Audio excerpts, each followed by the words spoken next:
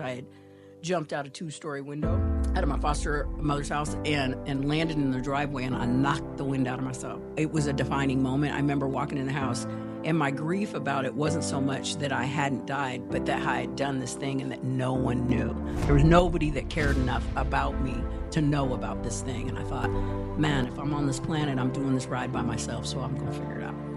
I drank alcoholically out of the gate. Yeah. I did dope alcoholically out of the gate. Got beat up by this trick, stabbed in my eye, hit by a car on accident, hit by a car on purpose. Like, it was a series of debacles. I stayed going into jail. I've been booked into county jail in Washington State, I think 33 times over the course of my lifetime. In retrospect, in hindsight, this is what your life with alcohol and drugs looks like.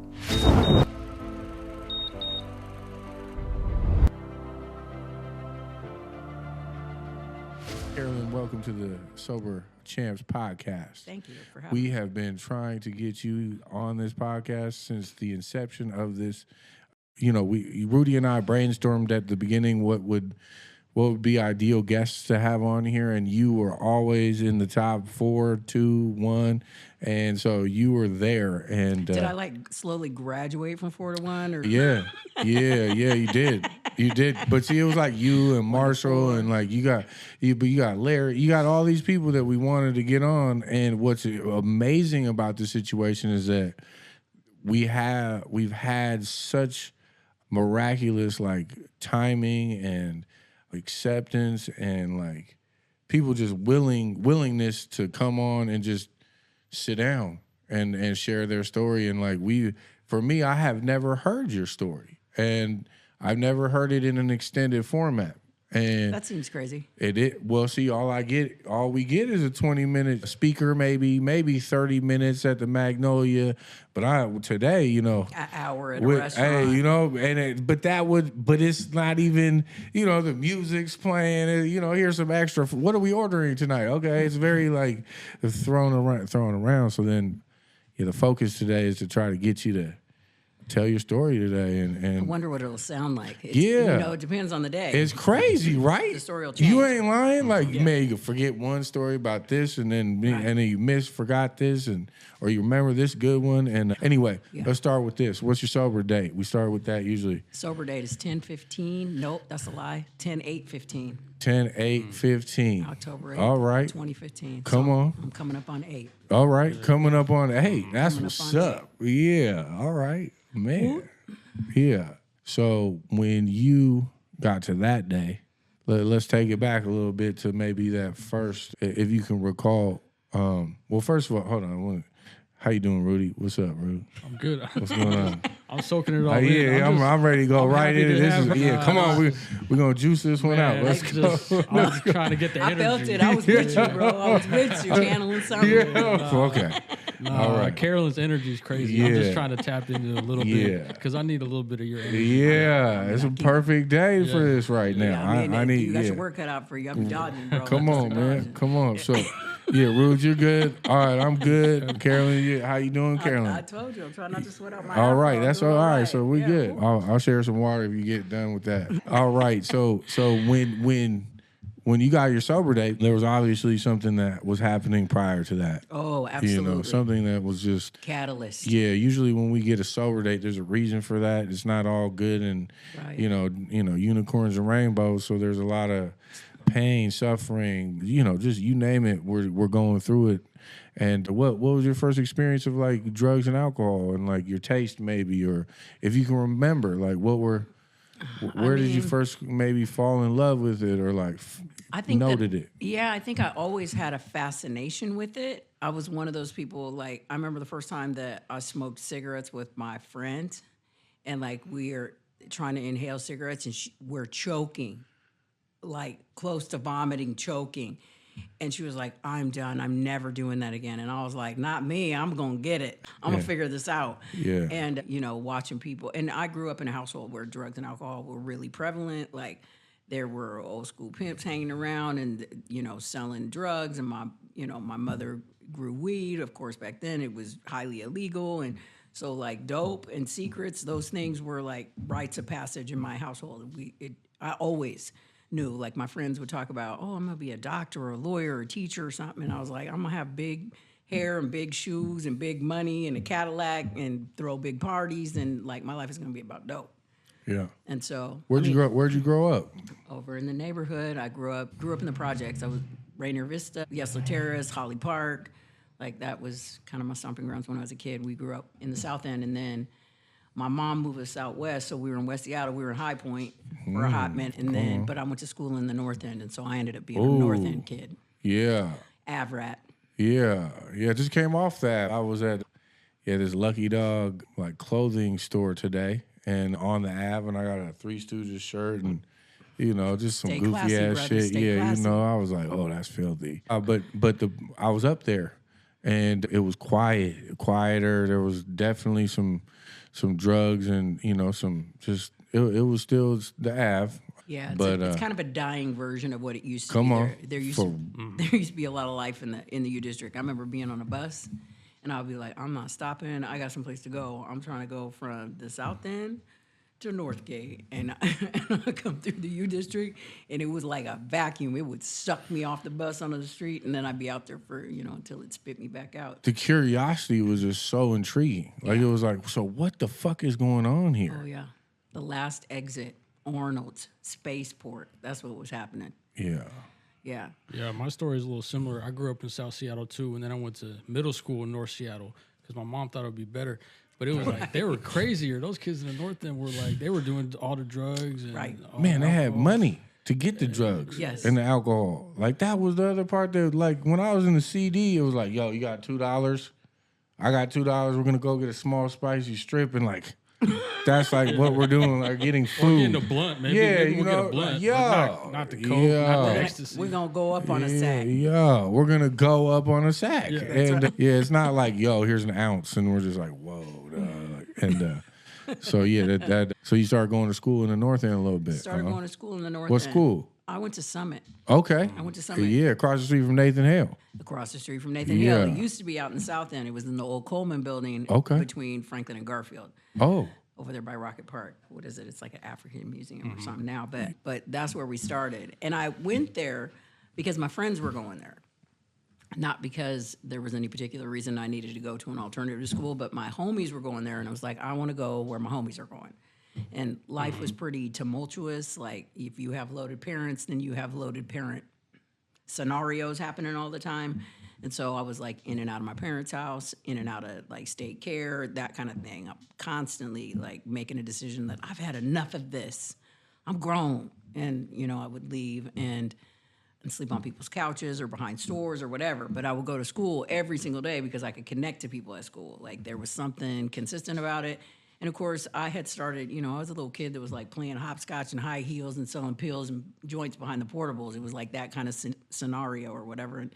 And so, yeah, that was just my thing, is that like I was pretty much convinced that I had it figured out, that, home life was pretty unstable or whatever. But like people would be like, oh, your mom, she's so cool. Like, we love your mom, but it's like, bro, try having if you her for your... really had her as your mom. Yeah, I mean, you don't ever want to, like, I'm not going to embarrass Right. my mom on this podcast, but Yeah. like, it's like stuff that would happen, you were just like, oh my God, mom, oh my God. But she was the person, like, I could call her in the middle of the day and go, hey, we're done going to school today. You want to drive a van and come pick us up? And she had like this big purple van that had a picture of her van on the side of it, and it said riding high. And then on the back windows, it had the flying monkeys from the Wizard of Oz. Whoa. So like, that's If that ain't a red flag driving down the street, I don't know. Ooh, that's what's up. Right, Okay. but anyways, that's the person, Right. like that was my person. And while she was my friend, it was really hard to have her be my parent. But like, real talk is that lady was also my champion. Is that like when stuff got real wild and out of control, like I might have to hear about it, but that lady was always in my corner. So, you get both. Yeah. And so when you were up at Summit, were you slanging? Were you selling dope, or like were you using it yet? Well, I had been selling dope, and it was like you get your hands on some weed, or we'd rob a weed house, or something like that. It was like we were always hustling something. It was there was always some kind of hustle going on. So yes, I was selling weed intermittently, but part of what was going on too is that I had found my way into prostitution, and it was like totally by accident. Like I was one of my little runaway trips. I was a young ass kid, and I came to at this party, and I had blacked out, and I didn't know anybody who was like everybody was all passed out, and I didn't know who anybody was, and for whatever reason, I was like, I don't want to wake up with these people. So I went outside and I started walking down the street. And of course, when you are homeless, it is always pouring down rain. That is a natural phenomenon. It's real. You can count on it. So it's pouring down rain. I'm this homeless kid. I'm walking down the street, and this dude. How old are you? Oh, I think I might have been 13. Yeah. And some dude picks me up, and he's talking to me, and he's like trying to talk about having a date without like talk about having a date.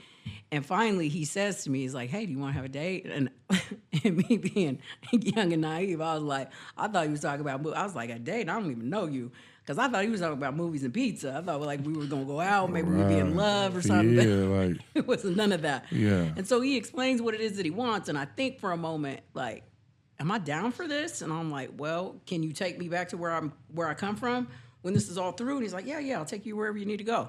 And I'll never forget, I do this date with this dude, and it turns out we're on Pack Highway. I need to go to the U District. Dude takes me to the U District, and I'll never forget it. Like, I remember it like it was yesterday. I get out this dude's car, and I see his taillights in the rain, and I look down at my hand, and I got a handful of money. And, like, maybe some people felt turned out by that kind of stuff, or, like, there was some shame or whatever that's connected. When I looked at that money, I thought, bingo, like, power.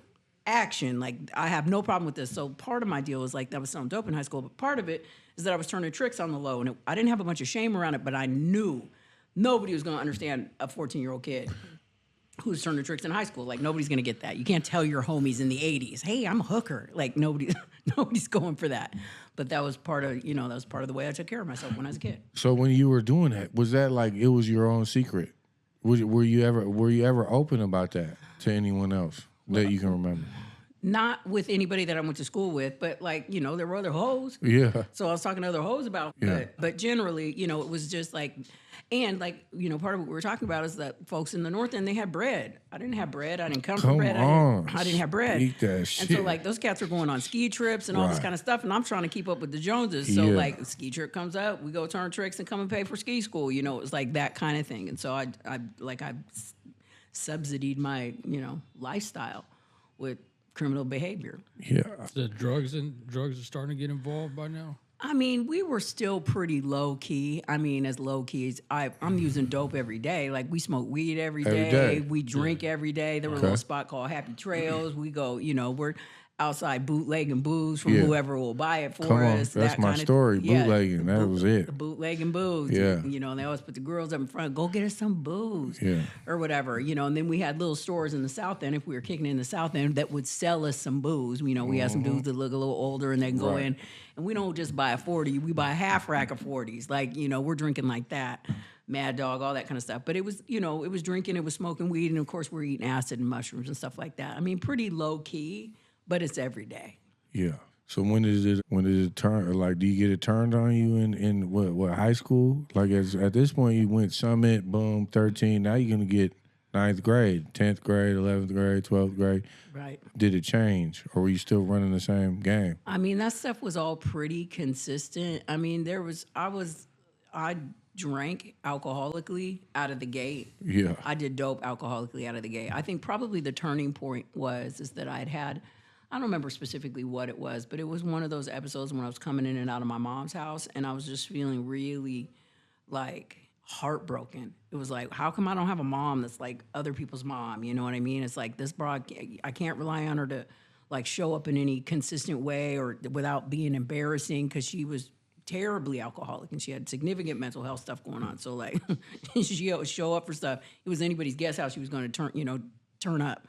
And so, but, I had ended up back in foster care, and I had wanted to be at home, and there was a lot of abuse in my house, and I was just feeling, frankly, really sorry for myself. And I had a suicide attempt. I had jumped out a 2-story window out of my foster mother's house and landed in their driveway, and I knocked the wind out of myself. And I laid there. To me, it felt like hours, but maybe who knows how long I laid there. But I remember I finally was able to breathe, and I got up and I walked into the house, and I never told anybody about it. Probably 25, 30 years went by before I ever mentioned it to anyone. And I don't know why I didn't talk about it. I just never did. But it was a defining moment. I remember walking in the house, and my grief about it wasn't so much that I hadn't died, but that I had done this thing and that no one knew. There was nobody that cared enough about me to know about this thing. And I thought, man, if I'm on this planet, I'm doing this ride by myself, so I'm going to figure it out. Yep. So it was that.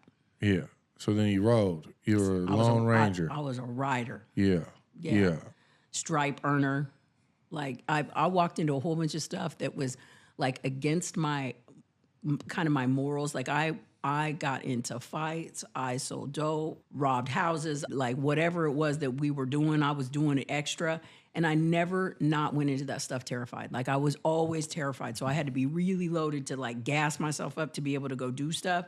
But I was in the business of earning stripes because I believed that, like, if I could get myself to the status, whatever imaginary status I thought it was, is that I would have connection and respect and power. And so, like, that's what I was shooting for. Yeah. So are you still hanging out in the U District at that point, or where are you at? I'm in the U District. I mean, I stayed U District, Aurora, like, we keep it this side of 145th because, you know, Snohomish County, they're doing their own thing. But yeah. Yeah, that's it. That's what's up. And then, so did you graduate? I didn't. I dropped out. I was living with some dude, and we were throwing house parties to pay the rent and doing all that stuff. And you know, I've shared this before, actually, is that I just kind of had this defining moment where I was like, I am never going to be a girl like other girls. Like, I'm not going to be, like, graduating high school isn't going to take me places. Right. It's like I'm going to graduate high school, and I'm still going to be slinging dope and doing what it is that I do. Right. So, like, I'm done. And I did. But that was in 1988, height of the crack cocaine epidemic. And I found crack cocaine, and that changed my life. How'd you find it? Just lucky, I guess. No, the first time I smoked it was New Year's Eve. I don't remember. I must have been about, I think maybe I was 16 or 17 first time I smoked crack. But I smoked it, and I was with my friend and our neighbor, which is, now that I think about it, like, this dude was creepy because he was grown, had kids, like him and his wife were friends with my mom, you know what I mean? He was like, you guys can come over and smoke some cocaine. But I remember I couldn't stop talking, and I was talking and telling my business in a way that is inappropriate to tell your business.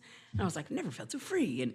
And then I came down off that shit, and I was like, oh my God, like, what did I do? And I was like, the people was like, you want to smoke crack? I was like, absolutely not. You won't have me telling my business like that again. Right. You became an open book, always uncontrollably telling the truth or whatever. All kinds of stuff. It was incredible. And I was like, nope, I don't want no part of that. And then, but I found myself in a position one time, you know, I was selling a bunch of dope in the U District. But I was always drinking too much. And I was trying to make this connection with this dude. And I'd been trying to make this connection with this dude for a long time to kind of, you know, pull my game to a new level. But I was too fucked up. Like spinning fucked up. And I was with my homegirl, and she was like, here, just smoke some of this, and it'll pull you together so you can do this thing. And I was like, girl, I don't smoke that stuff. She's like, just smoke it. And at that time, you know, people who smoke crack was like, those are crackheads. Like, you know, we just talked about people like that. You smoke that stuff, you're out of your mind if you smoke that stuff.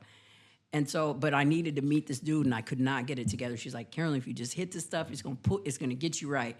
And I hit it and came to and was able to put my business together. And I was like, oh, that stuff's fantastic. It's a solution. Well, what it was is it was a solution to my alcoholism. Is that I could drink the way that I wanted to drink if I was smoking that shit. Yeah, for sure. That's how I felt about cocaine. Just mixing cocaine with my alcohol. It was like the perfect combination. Perfect combination. Yeah. Except for when it has you butt naked, turned out somewhere at 4 a.m., you know, messing with people you don't want to be messing with. Facts. Right. Yeah. I promise I'm going to be to work on Monday. Hey, what is smoking crack like a gentleman? Smoking crack like a lady. Yeah, right. like we were. Yeah, it was like. Yeah, I remember this dude said one time. I was like, bro, you look rough, and he said, I ain't been to sleep since '82 or something. Yeah, buddy. Hey, that's a good one. That's a good one. Oh man. So then you're hitting it. Are you at this point when you figured out like, oh, it could get you through that alcohol? Have you picked it up daily, or are you kind of like, hey, when you see it, you can do it, or are you looking for it? There was a little bit of, there was a short window of kind of recreationally doing it, but that didn't last too long. I mean, it became, because I'm in the streets. And so, like, we're staying up all night, and we're selling dope, and we're doing all this stuff. And it was like, it just made it possible to be doing that stuff. And I had now moved into a crowd of people who was smoking every day. So we just smoked. And, it was the free base. It was a whole different deal. There's rituals to all that stuff. And, like, I'm a fan of a ritual. I ended up, part of my relationship, as a heroin addict, which follows this, story of cocaine, is a kind of about the ritual of drug use, smoking weed in a bong. I was fascinated by somebody loading a bong and taking bong hits or beer bongs at a party or whatever the kind of deal was. Like, there was something to that. I'm still today like a person that appreciates something you can rely on.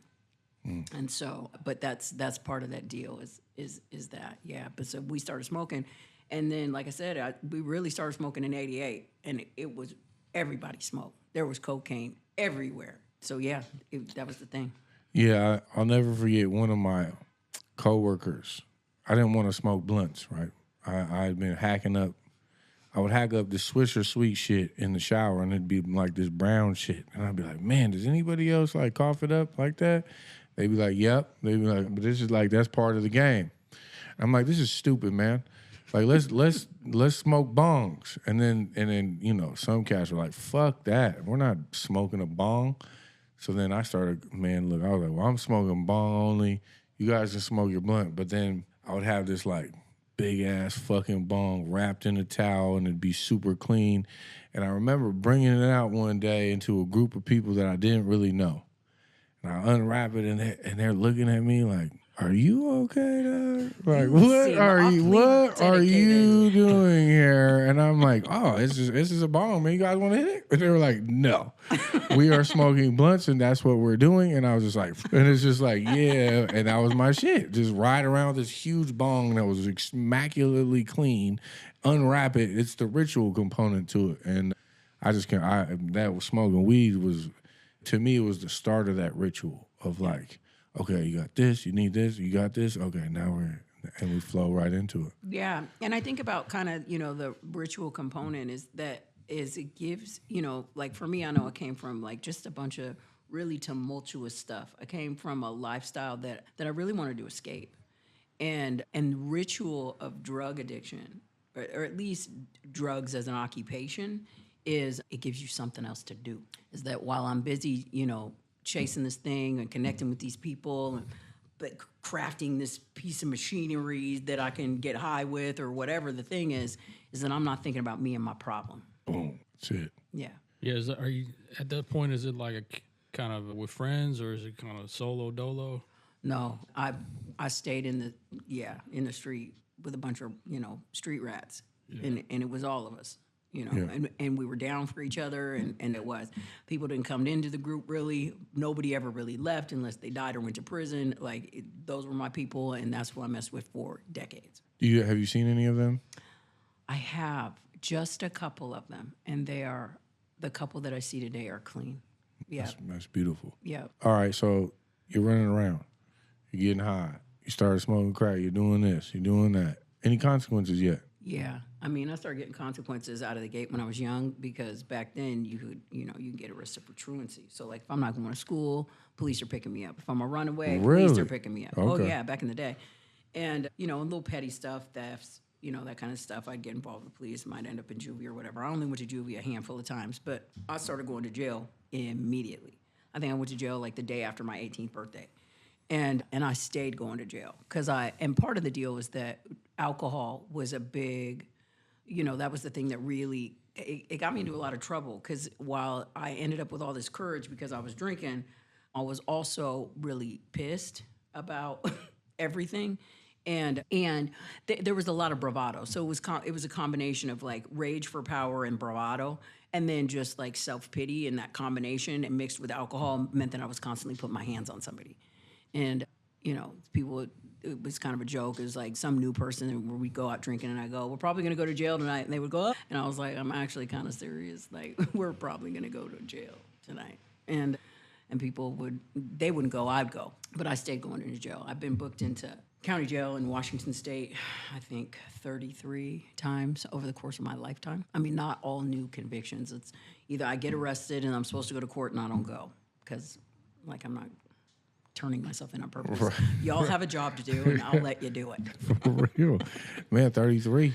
That's I like how you. Well, do you think you know that number, like, because it just sticks to your soul? No, I actually know that number because when I got sober and I started working for the organization that I work for now, I was overseeing women's housing, and I was talking to women, pretty frequently about, the places that we come from and what it can look like to turn that story around.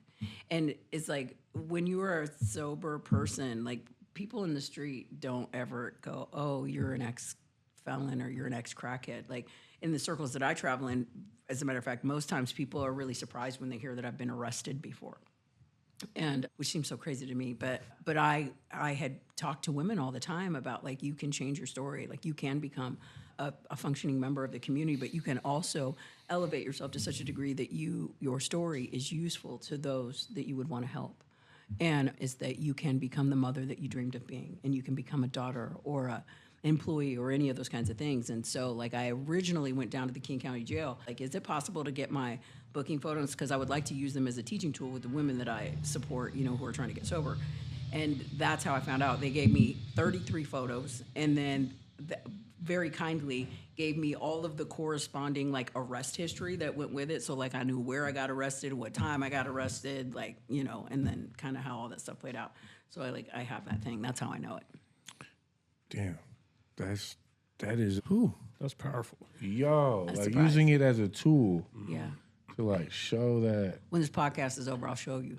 Yeah, all right. in my phone. Let's go. Yeah, you might have to. Anyway, all right. So now you're running around. You're probably getting booked here and there. You're in and out. I'm in and out of jail. Yeah, And yeah. it's mostly that, like, I can't show up for court, so there's probation violations. I'm in the U District. Like, I don't leave a 20-block radius of the U District. And so all the police know me by name. There was, an officer, Officer Kemp. He was kind to us, just street kids. If I had warrants, he'd go, Carolyn, you got warrants. I ended up pregnant, and I was a little pregnant street kid who was loaded. And he would, like, come and buy me food, take me to McDonald's, or take me to go get some milk and talk to me. Kindest guy. But there were other officers out there, and, the ones we used to mess with downtown, it was like, there were Officer McGann, he was terrible, RoboCop, Joker and Burns, like, all these guys who were just kind of shady police or whatever, but they see you and you're cooked. It was like, hey, Presnell, come here. And it to the point where, like, whether I had a warrant or didn't have a warrant, they would stop me, handcuff me, sit me on the curb, and then run my name to see if I was There's just yeah. It's more than likely you are. Well, right, because more than likely I'm involved in this report of robbery that's just happened up the street, or this residential burglary that somebody just called in or something, because I'm hanging out with people who are, felonious all the time. And you're in this 20-block radius, so you're very predictable on, like, where you're operating out of and where you're, like, what you're doing. Right. Yeah. And then, of course, it's public drunkenness and fighting and all of that kind of stuff. So, I mean, it's, as I say it out loud, it not very clever, but that stuff had such a grip on me. Is like, then I'm not leaving here, because this is my home and these are my people and this is what I do. And if I leave here, I got nothing. So it's like being on the block was where I was at. When did you leave the block? I finally ended up leaving. I had a couple of kids in there in that time, pregnant with my first son, and then I ended up having a daughter about 18 months later. And so I had left the neighborhood to try to go raise these kids. And I pop back through every once in a while and then get stuck and fuck some shit up and make people mad. And, my mom at that time, she was really a savior in that, because I don't know what would have happened to those kids if it wouldn't have been for her.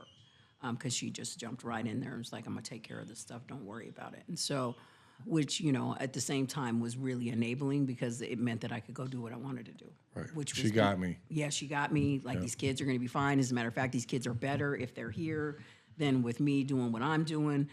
But I finally got sober the first time by accident, really. I think about it. There was such a divine intervention in it. I had said this prayer, and it was like, God, there was this woman that used to come see us in the district, and she was a woman of faith, and she traveled with other people and from their church or whatever, and And they would just come talk to us street kids all the time. But she would like look at me, like in my soul, look at me, and she was like, you are made for something much more powerful than this. And like it would spook me a little bit, like, hey, boo, you're gonna have to back it up a little bit. But like she would do it, and she was so kind. And it would impact me all the time. And I thought, like, what would it look like to have a life that looks different than this? Like my mother's family, they're alcoholic people generally. Many of them, heavy drinkers, but they are people that buy their homes and work the same job for 40 years and buy their home or send their kids to college. And like, that's what it looks like. And like, that was not my mother's story. That was not my mother's children's story. And so like, there was this component where I felt really alien around people who, like my family. I was much more comfortable around some weapons and some nudity and some narcotics. Like that kind of stuff was predictable to me. Like the quiet of like predictability. I remember standing at this bus. I would go to the 7-Eleven every morning at 6 a.m. to go buy booze. And this dude would come and he had his little briefcase and he would be standing at the bus stop catching the bus every day. And I remember having this moment where I was just like, how do you do that every day? And even like more significant to me is what is the thing that happens in you that makes you want to do that every day? Like there's something to it. Like my stuff was so unpredictable. Like I could see the attraction of having some stability, but I just had no concept of like me and stability. Those two things just never went together. As long as I can remember, there had been chaos. And the stability piece for me, that I was always curious about the briefcase people, the people that got up, went to work. Yeah, like, you know, they were grinding. And I always was like, there's got to be something. Like, there's got to be something that they're doing that is against the law. There's if I looked into their story and I hung around with them for that 24 hours, they're got to be doing something like I'm doing. I'm just out here doing more than they're doing. Right. And so I was always like, oh no, they got. But there was this intrigue about it. Like one day I might be able to do that. Like if I, you know, but it was of no interest. Like to me, it wasn't cool to do that. That was not a cool thing to do. Was to be a briefcase guy with a suit and going to work from 9 to 5. Like it felt like doing a death. Yeah. Like it felt like something in me would die if I did that. Yeah. For real. For real. Yeah. Yeah. I was jealous of them though. Like that's how especially when I would be like up all night and then catching like the metro bus around town or something. And I would see these people and I would just be so feeling like shit and hungover and headaches and all that shit. And I'd be like, these people, they're just like awake drinking their coffee and it would just be like on the bus on the way to work, and here you are trying to like get back home to try to just get a little snooze before something. Yeah, 100%. And there was something in that thing because I was a liar too. You know, that was. Oh yeah, yeah. How about you? Were you a liar too? Never. Yeah, right. I think we have this all in common here. It's one of the traits that we hold. Well, and I was a liar, and I thought that I was justified in my dishonesty. It was like you have to lie because people can't handle the truth or whatever. You know. Oh what yeah. I mean? Yeah. And so it was that kind of thing, and which made me not trustworthy. And I think the appeal was like to be somebody that could be trusted. Like I would see people, and it's like somebody believes that you can do that every day. Like they expect you to be there and you show up. I was like, what would it look like to be somebody that could show up? Like I couldn't go to the store to buy cigarettes without ending up hogtied in the back of a paddy wagon in another state. Like I couldn't trust myself to do anything. I remember making a doctor's appointment one time and hanging up the phone and bursting into tears because I knew I wasn't gonna make that doctor's appointment. I knew I needed to go, but there was no way I couldn't trust myself to make it. And so it was like living like that. But you know, this deal of, I had said this prayer, you know, this little church lady, she would come and talk to us and she's like, you're made for more. And she would like kind of single me out or whatever and just talk to me.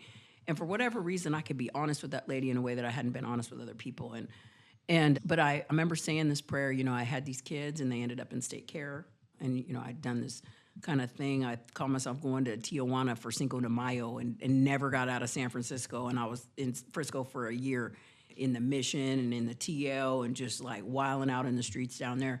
And like, that was my first time being involved in drugs and in the street, not in my own town, which is its own crate. And like, you know, I thought I was all worldly and, you know, about the game and all that stuff. And they play it real different in California. Like they do it real different. And so like I got there and I was scared. It was like, I don't have any people who have my back over here. Like, you know, I got these girls. Well, you're starting fresh. Right. You know, it was like these girls like try to guerrilla kidnap me in a park one day about a debt from some dude and just crazy stuff like I had never seen before. But like I had these kids that were in state care and it was like, I'm gonna take care of it tomorrow. I'm gonna show up tomorrow. I'm gonna make the phone call tomorrow. And like every day would go by and I couldn't do it. I couldn't do it. And I was getting farther away. And by this time, you know, heroin had entered the scene. I ended up with late stage alcoholism by the time I was 19, and I used to drink with the natives. And they would see me in the morning, and I would go from like bus stop to bus stop and corner to corner, and they would go, "Come on, little flower," and they would give me booze, and I would drink it and throw up, until I could get to the store where I could drink it and hold it down. But my liver was just killing me, and I started doing heroin, and heroin happened in San Francisco, and part of it was just pure stupidity. Like my homeboy was a heroin addict, and we go hustle every day for him to get well, so we could hustle so that we could get high. And one morning I was like, this motherfucker getting high before me. I was like, nah, that's not gonna work. Like, give me some of that. And I did this heroin, and all of a sudden, like, I got it. And it was like, it did for me what the alcohol used to do for me. And it's like, I could, like, because I was trying to drink through the pain all the time. And I was like, oh, that's dead. Like, now this is the thing or whatever. So I'm in this town, I'm strung out, fucking with this pimp, not hoeing for him, but I'm just like fucking with this pimp anyways, a whole crazy story. And I got these kids that are in state care, and I can't get out of this town. And my homeboy who I've gone there with has now gone to the penitentiary. So I'm stuck in this town. Like, I can't pull it together. Like, any money that comes into my hands, I'm using to get high. I can't get home because I'm getting high every day. And I had said this prayer. I was like, God, like, if there is a way for me to have a life that looks different than this, like, please help me. Like, show me what that looks like. Because I couldn't even envision life outside of dope. I had never lived anything that looked like that. And I came back to the city. I managed to get back to the city, to Seattle. And in the course of a couple of months, I'd signed up for treatment. And the deal was that you have to call every single day between 10 and noon. And if you don't call between 10 and noon, you lose your bed. And like, this is pre-cell phone. Like, I got to come up with a quarter to make sure. And like, I can't make it to the store and home. Like, how am I going to call every day between 10 and noon? But every day, like, I would come to, and it would be like 11:45. I'd be like, oh my God. And I would run down to the payphone, and I wouldn't have any money, and reach into the quarter slot, and there would be a quarter in there. It would be like that. It was like those kinds of things. Every day I was able to call, and I had to call for a month. But during that time, I had gotten beat up by this trick, stabbed in my eye in this drug deal, gone bad, and had to have like this artificial tear duct put in, hit by a car on accident, hit by a car on purpose. Like, it was a series of debacles. And I was just like, oh my God, like, I'm just asking for some direction. Like, what is this? And, you know, in retrospect, in hindsight, like, there was just I had this really powerful experience with this. This is what your life with alcohol and drugs looks like. Like, and I just had never seen it before. That stuff had been going on forever. Like, that was part of like, it was a safety hazard. It was a job hazard. These are the things that come with this territory. And you just sucked it up. But like, I had this moment of clarity, and I was just like, oh my God, Carolyn, like, this is how you're living for real. But anyways, I had gotten a bed date. I called them, and they said, hey, we got a bed date for you tomorrow. And mine was today. It's fucked up, but keep going. Tomorrow. Right. But I hung up the phone and just wept like a baby, you know. And I had probably at that point, I hadn't shed a tear unless it was connected to a hustle for years. And it was like, with all of the things that had happened, you know, like abuse, assault, domestic violence, just straight violence from being in the game, like all of that stuff, like none of that stuff had going to jail, threats of prison, like none of that stuff scared me. But going to them People's Treatment Center, I was terrified. And like, I think internally I knew to some degree that that they were going to take away the drugs and it might work. And what would my life look like without this? I couldn't live with it, and I couldn't live without it. And so I went to treatment the first time in October of 1995. And it was the day of the verdict of the OJ trials. And I went to a little detox and got on the van and went to Cedar Hills. And I had my whole purpose for going to treatment was because I had kids in CPS. Like, I got to go get these kids. And it turned out, you know, my kids were on the docket to be put up for adoption the same week that I got into treatment. What? So I was able to stay that because I had gotten into treatment. But I almost lost my kids as a result of my inability to, show up for anything. And so, yeah, I went to treatment. I got sober. And I knew, I was like, I can't drink because it makes me smoke crack. And if I smoke crack, then I have to shoot some heroin. So all that's, but I'm pretty sure I'm gonna smoke a joint and drop some LSD as soon as I'm done with the people's court about these kids. But I stayed sober, and I was about 6 months sober, 3 months out of treatment, and I got a phone call that, and I had been seeing my kids really regularly, pretty consistently. I was in this process of trying to see them more frequently to get them home. And I got a phone call that my son had died in CPS. And it was the craziest deal.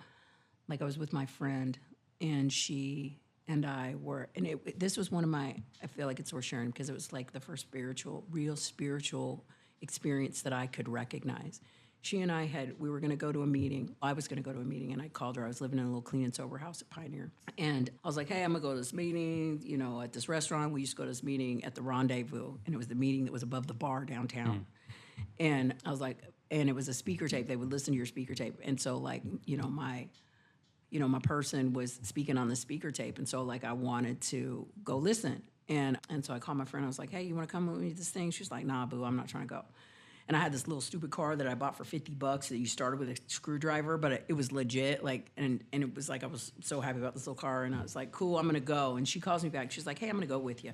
So we go down there, and we're having breakfast, and the speaker tape is playing, and I cannot hear a word. I can't hear a word. And I was like, I felt, I was new sober and stuff. Like, I didn't know how to, like, talk to people without having a drink in my hand, or like, and I had no boundaries or any of that kind of stuff, not a single tool for living. But I had said to my friend, I was like, hey, I'm really sorry I asked you to come down here to do this, but I can't hear a word, and I really want to leave. And she's like, that's really weird. I want to too. So anyways, we go back to my little clean and sober house, and she's got her son, and we're sitting in the house, and we're smoking cigarettes, chain smoking cigarettes, and talking shit and drinking coffee. And I had this picture on the wall, and it was this little window pane picture, and it had a couple pictures of my son and a couple pictures of my daughter.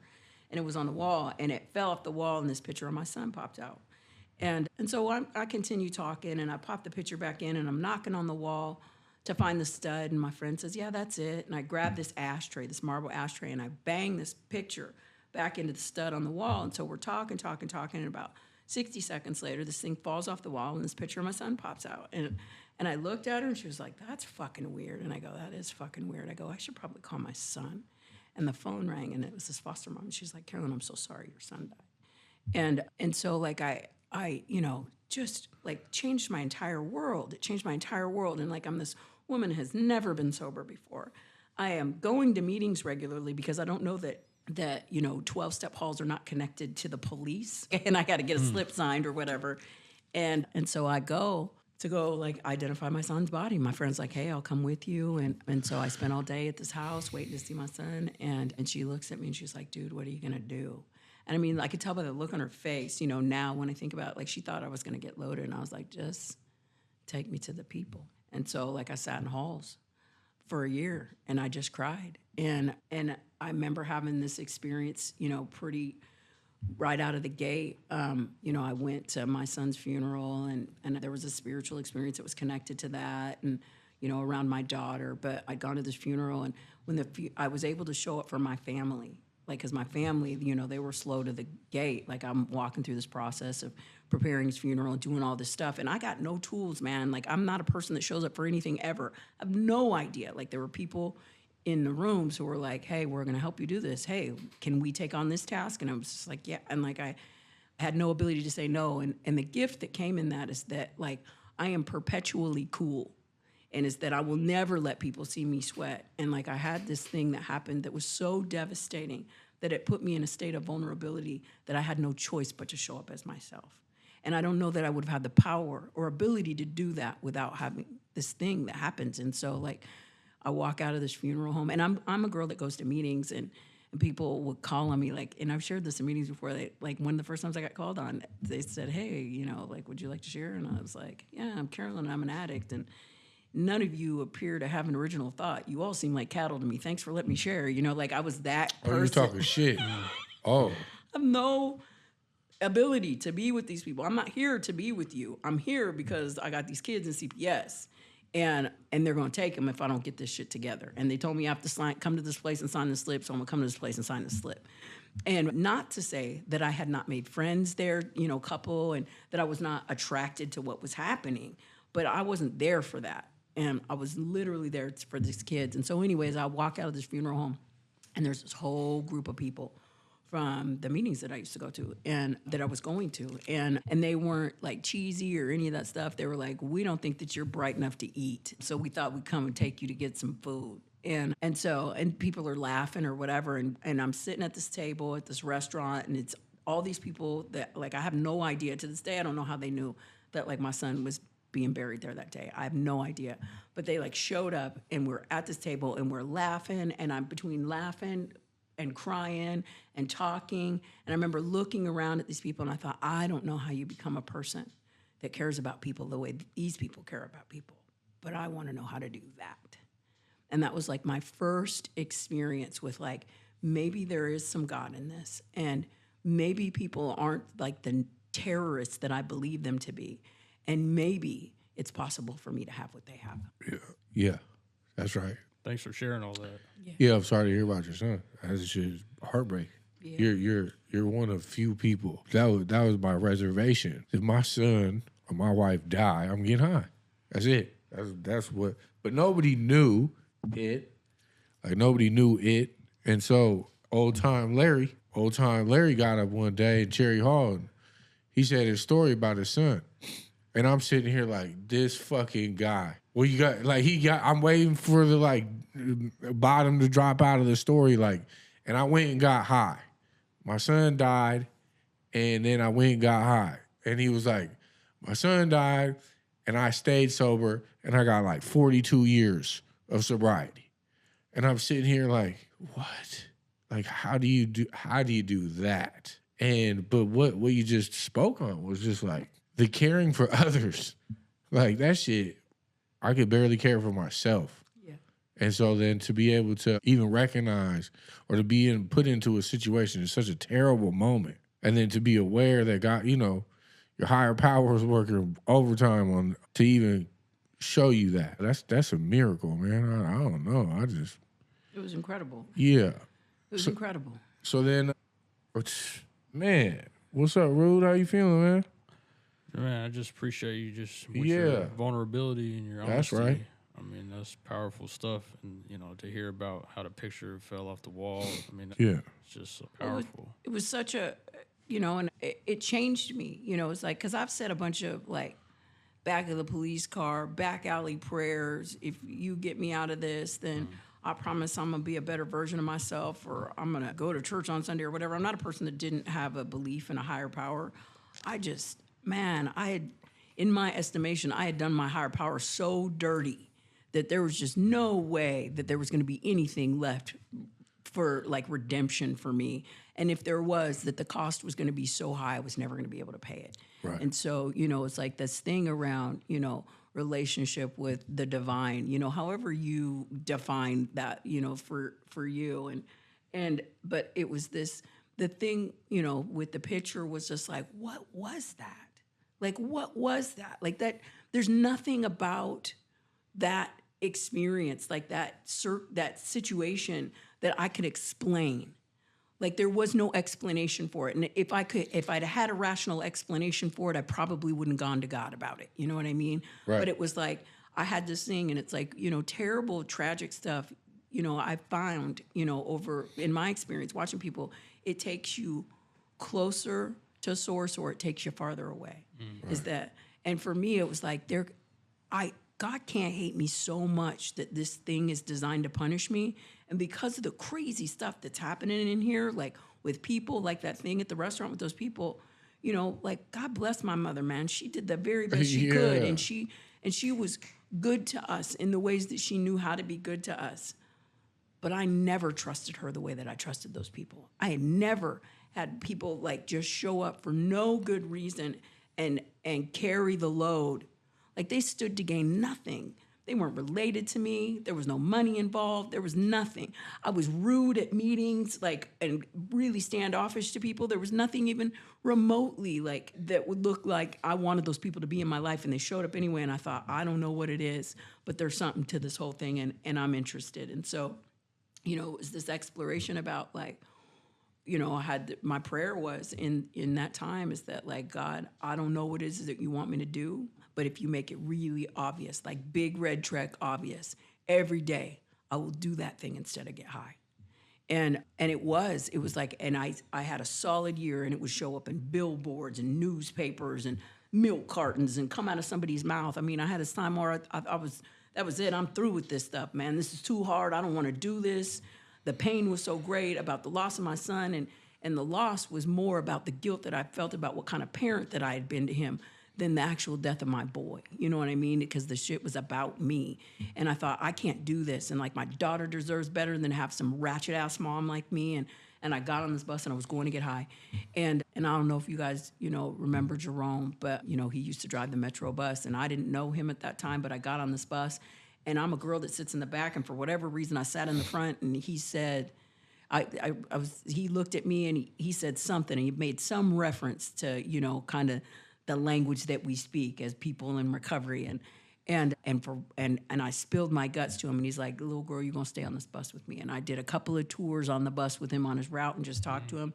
And then finally he was like, "You all right?" And I said, "I'm all right." And he put me off the bus, and I didn't get loaded. And it was like, and I would see that stuff happen. I was like, how does that even happen, dude? Because like, I'm a person of my own power. The moment I think about some narcotics, I'm checking my pockets to see how much money I got, and then I'm trying to do the math to get it right, and I'm already on my way. My feet are moving. You're already high. I'm already high before, and it's like this thing had happened in my life, and like the gift is that it gave me the ability to pause for just little tiny seconds where all of a sudden I could think in a way that I'd never been able to do before. And, one of the great gifts of walking through my son's death sober was that I learned how to feel every feeling in the range of emotions from the beginning of the feeling to the end of the feeling. I had never done that in my whole life. If it was a good feeling, I sought to magnify it, and if it was a negative feeling, I sought to annihilate it. I never finished a feeling, not ever. The moment I had a thought about a feeling, I was doing something to change it. And like walking in sobriety through the death of my son taught me how to feel my feelings. And instead of being this thing that I thought was designed to torture me, is that it speaks this entirely different language that lives in the realm of the spirit that changed my understanding of the world and what it looks like. It's that my feelings are designed as navigation tools to show me how to walk in the world. And they're not, designed to be weaponized. And that's what I did. I weaponized them to punish myself and to punish others. So, fire. So so you don't get high. I don't get high. How long? So, I mean, that's what did you say? What year? That was in 95, and I stayed sober until 2002. So I was 6.5 years sober before I drank again. And I hadn't had any intention. Like I told you, I was going to smoke some weed and do some LSD, and I had this moment where I thought, okay, cool. So like, you're off paper. The courts gave you your baby back, and my daughter came back home. My son, of course, never returned. And like, nobody's watching you anymore. I got a paper in the mail because I had paid off all my fines, and I was no longer on probation for the first time in my life since I was 13. I was like 28, and I was like, I can't believe it. I'm like off paper for the first time ever. It was just a series of things. Got a good job working for the city. Like, there was a bunch of stuff. But, I had this life that really surpassed anything that I could have dreamed of. Like, I walked into treatment, and I had a backpack of the stuff that I'd collected probably over the last week, and it was everything that I owned. And I was, 6.5 years sober, and I owned my own home, and I had, this little side hustle business doing housekeeping, and my dude had his own business, and I was actively engaged in my daughter's school, and a trusted member of my recovery community, and traveling around on a convention circuit, helping mom with kids, find a way to sobriety so that they could change the course of their own lives and find agency in that. And then, I had done some work, around the death of my son that helped to change the way that like psychotropic drugs were prescribed to kids in state care so that like no other children would die the way that my son died. Like, I got to be a part of some really powerful stuff, and it was all guided by other people. It's like none of this stuff was like my own idea. I had no idea how to function in the regular world with regular people. Like, these people would show up and they'd go, "Hey, I see that you have this situation or this thing that you're doing, or you have this particular skill set. Would you be interested in like supporting you, like develop this thing?" And I just learned how to say yes to things. And like, fear would always tell me to say no, like I'm not good enough. they've made a mistake. Like, I'm not the person for this. You know, the grief would kick in because it's like, I'm going to let somebody down and I'm never going to be good enough. Like, that's been my story my whole life. And like what sobriety did was it taught me how to say yes when I was terrified. And I was terrified of everything. And so, you know, I'm 6.5 years sober, and I had kind of a series of life things that had showed up. And there was two pieces. One is that social acceptability does not equal recovery. I think you need to say that out loud. Is that a home and a car and a job and the respect of your peers did not equate to recovery for me. Is that it began, I forgot that everything that I had started on a prayer. I was like, God, I wish I had a car so I could take people to meetings and so I could get people, my kids to and fro. You know what I mean? I would forget that stuff. And it was like, oh, I don't like this car. I'm going to buy this other car because, you know, I'm looking for some kind of status or to kind of fill the void. And I had forgotten that any of that stuff ever was connected to anything, you know, remotely spiritually related. And so it began to be about social acceptability, not about recovery. Mm-hmm. And then enter toothache pain pills. And I took a couple pain pills. There was only a couple of them. It wasn't that I took a whole bunch. But I took them, and I didn't talk about that to anybody because I'm just taking them to have this tooth surgery or whatever. Not a big deal. But what happened? You said toothache pain pills. Toothache okay, pain I pills. said toothache. Toothache pain pills. Yeah, toothache. Man, if they'd been too fake, I might have a longer that's clean what I'm day. saying. I was like, two fake ones. What happened? I gave it up for the fake. Right. That was fake. Gave it up for the fakey. Nope, I had a toothache and some pain pills, and I didn't talk about them. And what happened is it kicked in that thing, and I didn't know. You know, it's like there was a part of me that thought like I got sober really young because I got sober at 25. And by the time I had come into the rooms, alcohol wasn't a part of the equation. Heroin had replaced alcohol. I forgot that I'm actually alcoholic. It was like, I don't think I'm alcoholic, and I could probably drink like a regular person. Right. What brought me here is heroin. What brought me here was heroin and crack cocaine. Yeah, right. Yeah, like I stopped drinking a long time ago. Right. Like as though I had done that of my own power by choice or something. Yeah. And I just didn't know. And part of the deal was that like I didn't have a relationship with like alcoholism as an allergy.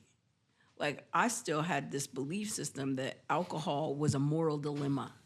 But I had overcome my moral dilemma. I was a perfectly upstanding member of the community. I don't have moral issues anymore. You're a boss now. I'm a boss now. Yeah. And I do good things. People like me, shaking hands, kissing babies.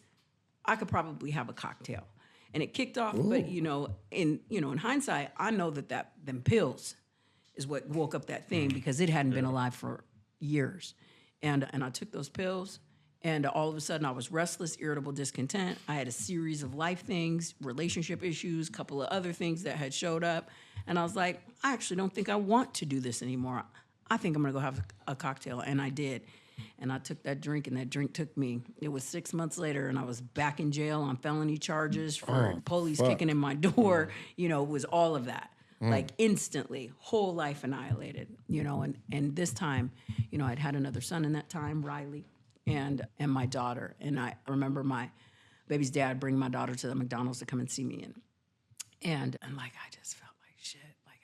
Like my big thing was that I'm just not, like I'm sober and I'm not ever dipping out on my kids again. I'm never doing that again. You know, and I'd done all that ride with the death of my boy and all of that stuff. So I was hugely aware of the impact that I had had on the life of my children and my, you know, the chronic nature of my use. And so I'm at this McDonald's to see the kids. And I remember my daughter saying to me, she goes, I really want to be angry at you. And she was like 13 at the time. And about this decision that you have made, you have left us to go get high.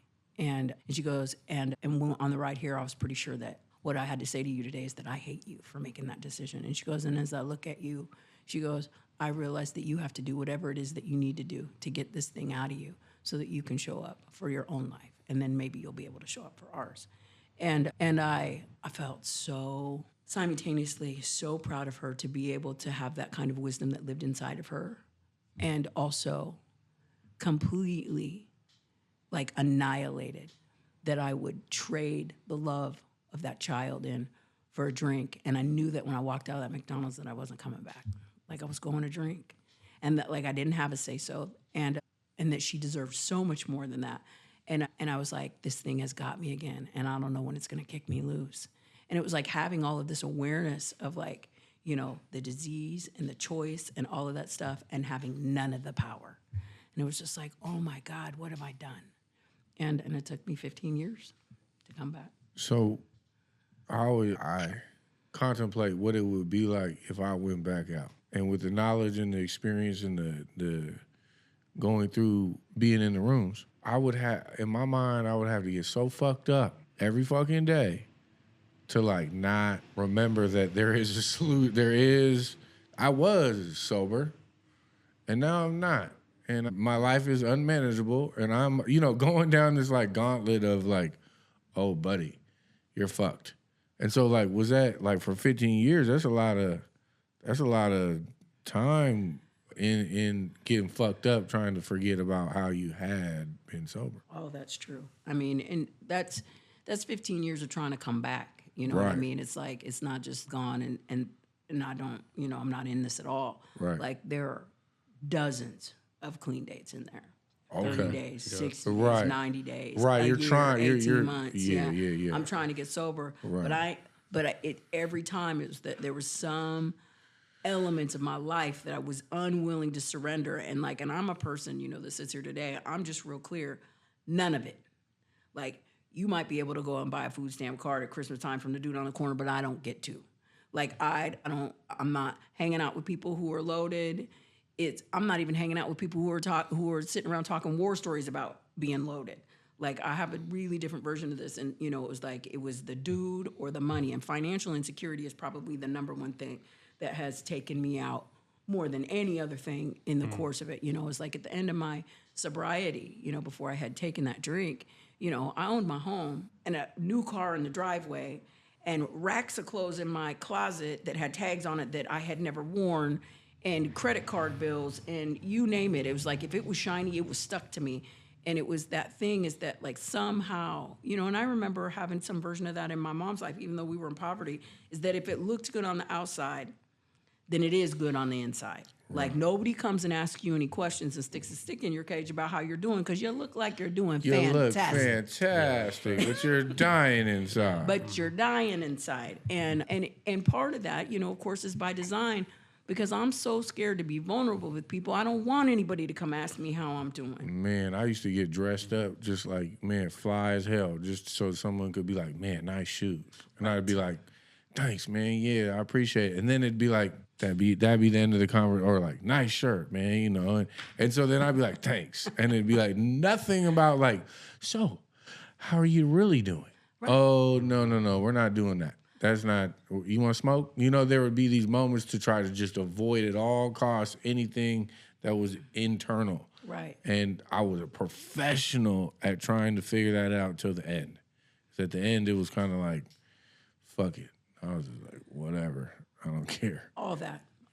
And so, it's this, this deal is that like over that 15 years, it was the kind of systematic annihilation of all of my ideas. It was like, maybe I can do sobriety this way and I'll be 75% in and 25% out. 75 is good. I could probably get off with 75. And 75, man, cut it, well, maybe 78, you know what I mean? And it was slow like that. It was like, it can't be the dude and it can't be the money and it can't be the nothing.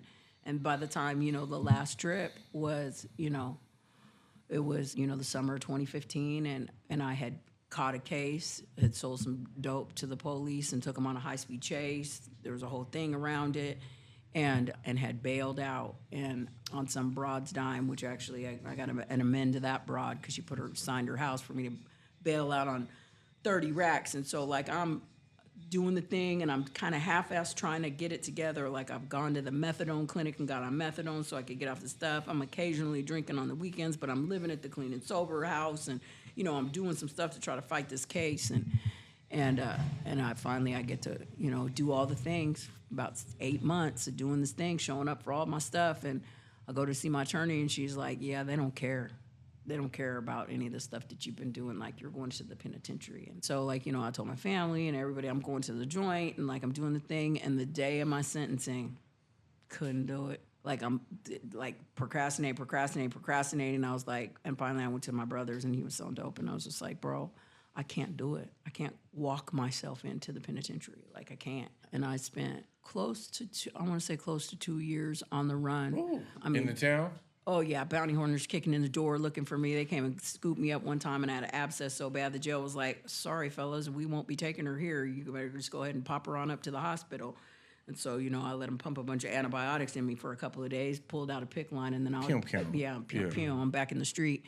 And that was probably, like, physically, that period was like I was in and out of the hospital, medically induced comas, like, crocodile dope. And so they're stitching me up for sitting for 14 days. And it was just like sick in hotel rooms, all of that kind of stuff. It was just annihilating me. It was I can't believe that it didn't kill me. My brother had, taken me a couple of times, like picked me up and physically put me in a car to take me to a hospital. And the drugs was killing me. And I ended up, in this thing. And I was there for a long time in the hospital. And I remember, the prayer was like, God, if you can keep me alive long enough to get me to prison, like, I'm done. Like, I couldn't turn myself in. The bounty hunters can't take me. I was like, I can't get locked up. I can't get lucky to get locked up. I can't get lucky enough to get locked up to save my life. But, the last little deal, like the famous last words, my brother was going to lay down. And he said, hey, don't leave the hotel. And I'd been staying in the same hotel, Georgian, on 88th for a couple years. And as soon as he laid down, somebody came by and they were like, hey, we got this stolen car. You want to go fuck around? I was like, yeah, I do. And we're off to go do what we do. And the police got behind us. And my homegirl's like, man, should I smash it? And I was like, nope, please don't. Just pull this motherfucker over. And he was like, hey, you got any weapons? I go, I got plenty of needles. You should probably be careful fooling around in my purse. I got some warrants outstanding. It's time to sit down. I'm going to the penitentiary. Like, do whatever you need to do, but, like, let's just call it. And that was it. And I was in jail. I did a little bit of dope when I was still in jail, but miserable coming off that shit. But the first day I walked into the penitentiary was October 8th of 2015, and that's my sober date. So it was the last time I had been loaded. Yeah. Wow. That is, you're an amazing storyteller. I'm sitting here just again, it goes back to not knowing your story and just having this platform to be like, all right, go. Like, it's just magical because I get to know you. Rudy and I get to know you in a way that, yeah, of course you got other friends, but like now we're in a place of like, man, whew, very, very tight at this point. I mean, you're just being very vulnerable, and we appreciate that. Have you done this podcast? Have I told my story? Yeah, I interview him. Yeah. See, now I got to listen to yours so that I can know you. Yeah, you could, right. That's what I'm saying. And I would, that's where I was going to go, is like part of my story is that I got an hour and a half of this kind of storytelling, but it's just this very vulnerable. It to me, the reason why we're here today is to just help another person that may never meet you. Yeah, like you're a person that's a very, we're gonna get into like what now, where you been since you got sober, but that we do recover like 33 times in King County, going to prison, doing what you've been doing. But now, tell us a little bit about like the miracles that have happened since you've been with this sober day. I would love that. That's my favorite part to talk Come about. on, it's man. always a little bit weird to talk about like the old stuff, because it's. Let's loosen up now. Now we get to go. Yeah. Come on, the game. Let's go. So yeah, like I had an experience recently. I work for Weld Seattle. We do transitional housing and employment for people who are impacted by the criminal legal system. So it's reentry focused. To fuck with us, you have to have been impacted by the legal system in some way. So is there any way that like that is not that like you got to come from the legal system and be able to? That's where the first qualification comes from. Yes, and you don't have to be like coming out of an institution, because we know that generally folks aren't coming straight out of the institution. Like folks leave. We talk about homelessness all the time, and I'm not going to get on a big platform around that, but it's that like 600,000 people a year leave institutions. 85% of people who are locked up in a penitentiary are coming home. And an inordinate amount of those people leave the penitentiary homeless. Like they enter into the community homeless. We have done nothing to prepare those people. And so like people who come to our organization, they're not coming straight out of the gate. They've hit the gate and then there was no resource, and then they landed in the jungle or wherever else that they landed. You know, they tried to do some half-ass shit to keep the PO happy or whatever. Couldn't pull it off. Somebody said, hey, bro, long time no see. Like, let me put you onto this jug. And then he's off and running because he's not trying to sleep at the bus stop all night. You know what I mean? It's like that kind of thing. And so, like, people who exit the legal system and then end up in chronic homelessness. And then we get people generally, dominantly, like, from there. They're coming out of treatment centers or shelters or those kinds of things. We work with people. You can have a juvenile history and mess with us, but you do have to have been impacted by the legal system in some regard. And so, like, me and my boss, Pat, which you might get that guy to come talk. He's fantastic. I love him. Good story. But he and I went to go talk to, like, the social worker EMTs. We were invited to talk to them. And, like, you think about the EMTs, you see the ACARs, and in your mind you think, oh, an accident has happened, like a car accident or something like that. And while that's true, like, we went to go talk to these cats, and they're like, we would kill to have a call about a cat stuck in a tree. They said the majority of the phone calls that they respond to today are fentanyl overdoses. They are overdoses and deaths. That's what they do, is that they have become the undertaker. And we were talking to them about, you know, our organization and what we do, and the people that we work with. It's folks who are, you know, impacted by the legal system, but oftentimes chronic drug and alcohol use. And it's, you know, it's like we talk about throwing a house or doing some other stuff, and it's like you can put as much external resources as a person as you want to, but if they don't have the internal resource to receive it, you are throwing that stuff on fallow ground. It's like, well, we gave him this opportunity. Why did he blow it? It's like, because he got a series of things that stands in front of his ability to be able to come and take that thing from you. And until we get to a place where we begin to work on the inside of people's hearts, you know, their spirit, it's like I come into the legal system and I got to pay some restitution, but restitution doesn't have anything to do about, like, restoration. Is that I pay some money to the state of Washington, but I don't ever get to go tell that business owner that I robbed that I'm sorry for robbing him, and I wish that I wouldn't have, you know, that there was a way, this person's house who I've, you know, done this residential burglary, I am so sorry that I robbed you of your sense of safety. So I live every day with this thing that is unresolved. And if you have that compounded, it's that, like, it's like, we're going to give you this thing. It's like, well, you're going to give me this thing, but I'm just going to fuck it up anyway. So it's like, it's heartbreaking. You actually inflicted a trauma on somebody by trying to help them, by, you know, doing one before the other. This is just my opinion. It's not fact. But anyways, we're talking to these EMTs. And game alert. Keep going. We're talking to these EMTs, and, you know, they're telling us the story, and we're telling them who we are and where we come from. Like, you know, 10 years ago, my boss was on the street, IV drug user, had, you know, felony shit out of every county in, you know, in the state damn near, you know, just all of those kinds of things. And, like, where we come from, my criminal history, how many times I've been arrested, you know, how the duration of time. 30 years being involved in the Department of Corrections in one form or another. And that I have had a significant period of time away. And the reason that, like, people don't know it is that I move in society just like everybody else. I'm a tax-paying citizen. I make contributions to my community. I have a love for children and pet dogs on the street, and I grocery shop, and I do all the things that everybody else does. And it's like, and what we got to share with them is that, like, there are rooms and halls and places where people recover, hundreds of us in this town every single day. Every day there's hundreds of us that recover.